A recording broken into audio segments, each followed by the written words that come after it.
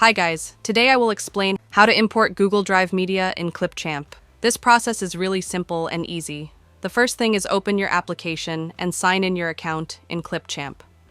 Once you sign in, you will see the same interface like mine. The next thing is click on the option Create a New Video, so we will get access to the timeline of Clipchamp.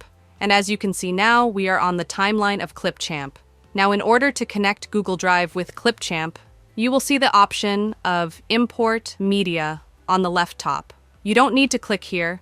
Just click on this arrow, and here you will see multiple options of Google Drive, Dropbox, and some else. In order to connect it with Google Drive, click on the option of Google Drive. Then your PC browser will be open, and here click on the option Continue. And here you can see now it's asking for Choose an Account. So here you have to choose that account which you want to connect with your Clipchamp, just like I have this one. So I need to click on it. And the last thing is I need to click on the option to continue. Then my Google account will be connected with my Clipchamp, and I can directly import my data from my Google Drive to my Clipchamp. I don't need to download it from Google Drive and import to the Clipchamp, and it was the way by which you can import data easily.